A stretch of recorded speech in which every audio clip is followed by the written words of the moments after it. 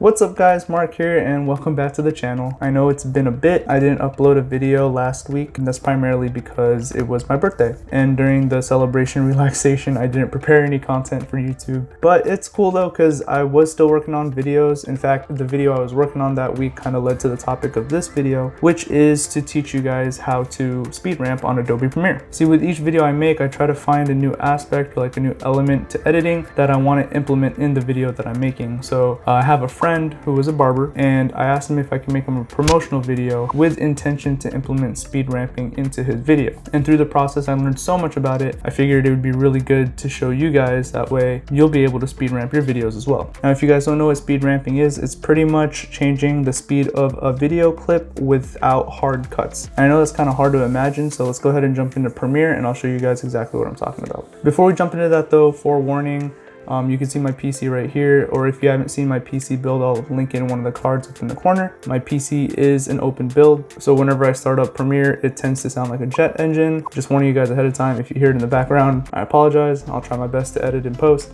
but I digress. Let's jump into it. So I have two clips pre-cut here for you guys. I actually shot these clips the same day I made my friend's promotional video, but he also wanted kind of a 360 before and after headshot of one of his clients, who also happens to be one of our friends. As you guys can see, the clip is running a little bit long at 26 seconds, and it is going by pretty slow. So a lot of times speed ramping can be used to speed a clip up to trigger a transition, which would be good right here, where the before becomes the after. Going back to what I was saying before, we could do a hard cut here. Say if I wanted a cut to happen right at this like 2-second mark, I'll go ahead and cut it here and right click on the second half of the clip and change the speed of duration, say to 1800%. So as you can see, the clip is shorter because it's a lot faster, but the transition to it on the playback is really jarring. If I were to bring over the other clip and do exactly the same thing, it might look okay, but it would just look better if there was a gradual increase to the speed transition, which is what speed ramping exactly does. So let's go ahead and Control Z this whole thing and I'll show you guys how to speed ramp. So what you guys actually need to do to be able to create a speed ramp is to expand the row that the clip is on. Click on this FX green box right here, go to time remapping and change it to speed. This bar will now, if dragged up, will increase the speed of the clip, or if dragged down, will decrease the speed of the clip. So we can follow the same steps that we did for the hard cut. Say at 2 seconds is where I want the clip to change speed, but what I will do instead of cutting it, I will go ahead and grab my pen tool, or P for hotkeys, and click on that point that I want the speed change to start. Now what you can see on there is a keyframe, which essentially splits the clip into two, so you can change the speed of everything to the left or to the right of the keyframe. Because we want to change the right side of this clip, we'll go ahead and grab this bar and drag it all the way up to 1800%. Now this is pretty similar to a hard cut where the speed just immediately changes at that point. What you could do though is actually take that keyframe, grab the right side of it and expand it over a few frames. What that does is that it expands the duration of time that the speed change happens. What you could also do to it is that you could click on this object here and you could drag it left or right and it kind of smoothens out that duration. So now on the playback, when you watch it, it's a little bit more of a gradual change. Let me go ahead and do that on the second half of the clip as well. Now what's different with this clip is that I actually want the left side to speed up. So we're going to go ahead and take that bar, drag it all the way to 1800 to match the speed of the previous clip. And then I'm still going to take that right side of the keyframe and drag it out a few frames.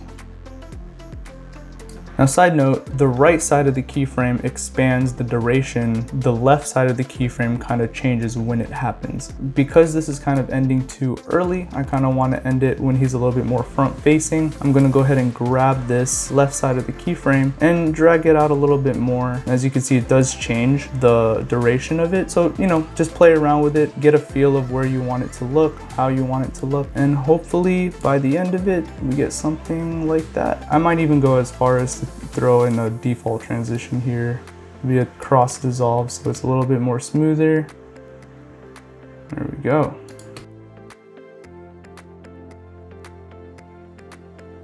And that's pretty much all there is to speed ramping. I know it's a little confusing, but once you get the hang of it, you can use it for a lot of different things. In fact, I'm gonna show you guys a promotional video I made for my friend. I posted it on Instagram, so if you've seen it, this is it in 4K. If you haven't, This is it in 4K.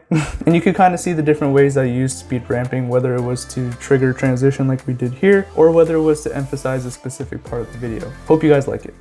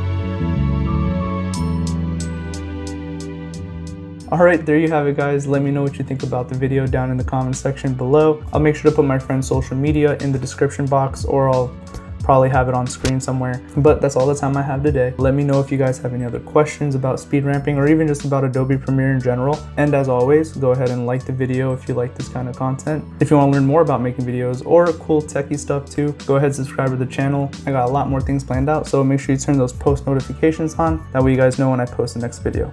Anyway, I'll see you guys in the next one.